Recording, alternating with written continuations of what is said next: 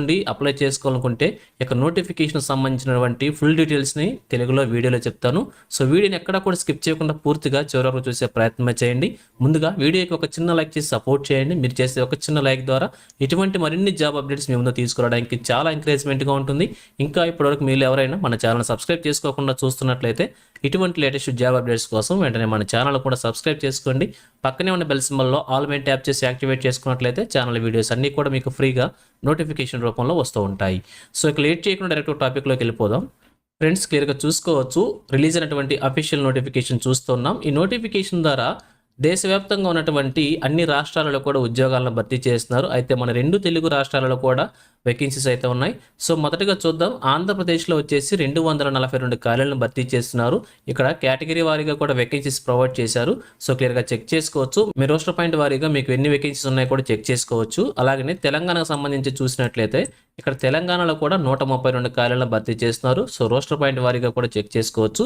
So ఈ విధంగా 3500 ఖాళీలకు గాను నోటిఫికేషన్ అయితే అఫీషియల్గా రిలీజ్ చేశారు. మరి వీరికి కావాల్సినటువంటి ఎలిజిబిలిటీ గురించి మనం క్లియర్గా చూసినట్లయితే ఇక్కడ అన్నీ కూడా 1/9/2025 నాటికి మనం కట్ ఆఫ్ డేట్గా తీసుకొని ఏజ్ లిమిట్స్ కానీ క్వాలిఫికేషన్స్ కానీ మిగతావన్నీ కూడా మనం వాటి ప్రకారమే క్యాలిక్యులేట్ చేసుకోవాల్సి ఉంటుంది. మరి ఏజ్ లిమిట్ వచ్చేసి మినిమంగా 20 ఇయర్స్ నుంచి మ్యాక్సిమంగా 28 ఇయర్స్ వరకే మెన్షన్ చేశారు. సో అలాగే ఏజ్ రిలాక్సేషన్ కూడా ప్రొవైడ్ చేశారు.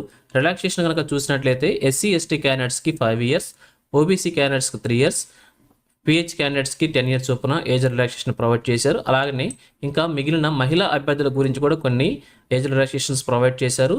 విడో ఉమెన్స్కి వచ్చేసి, అలాగే డైవర్స్ ఉమెన్స్కి వచ్చేసి, అలాగే women legally separate from there husbands అని చెప్పి క్లియర్గా మెన్షన్ చేశారు. వితంతువులకి, అలాగనే విడాకులు తీసుకున్నటువంటి మహిళకి, అలాగే భర్త నుంచి లీగల్గా విడిపోయి ఒంటరిగా ఉన్నటువంటి మహిళలకి 35 సంవత్సరాల వరకు వచ్చేసి జనరల్ ఈడబ్ల్యూఎస్ క్యాండిడేట్స్కి ఏజ్ రిలాక్సేషన్ ప్రొవైడ్ చేశారు. 38 సంవత్సరాలు వచ్చేసి ఓబీసీ క్యాండిడేట్స్కి, 40 సంవత్సరాల వరకు ఎస్సీ ఎస్టీ క్యాండిడేట్స్కి ఏజ్లో రిలాక్సేషన్ ప్రొవైడ్ చేయడం జరిగింది. ఈ యొక్క ఏజ్ రిలాక్సేషన్స్ వచ్చేసి కేవలం మహిళా అభ్యర్థులకు మాత్రమే.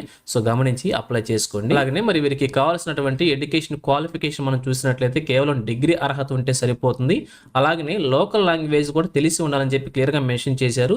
సో 10th క్లాస్ లేదా 12th క్లాస్ మనం కనుక సర్టిఫికేట్స్ అప్లోడ్ చేస్తే అందులో లోకల్ లాంగ్వేజ్ కింద కనుక సబ్జెక్ట్ ఉన్నట్లయితే మీరు ఎటువంటి ఎగ్జామినేషన్ రాయాల్సిన అవసరం అయితే ఉండదు లోకల్ లాంగ్వేజ్ సంబంధించి. ఒకవేళ మీరు చదివినటువంటి 10th క్లాస్ లేదా ఇంటర్మీడియట్లో లోకల్ లాంగ్వేజ్ కనుక లేనట్లయితే లోకల్ లాంగ్వేజ్ సంబంధించి టెస్ట్ కంపల్సరీగా కండక్ట్ చేస్తారు.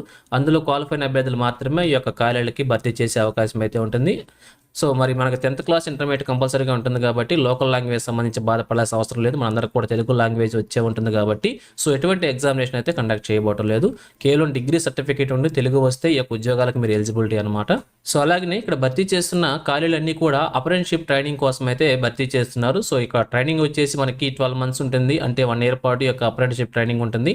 తర్వాత ఆ సర్టిఫికేట్ని ఉపయోగించుకొని ఏదైనా బ్యాంకులో కూడా త్వరగా ఉద్యోగం పొందే అవకాశం అయితే ఉంటుంది. సో క్లియర్గా చెక్ చేసుకోవచ్చు.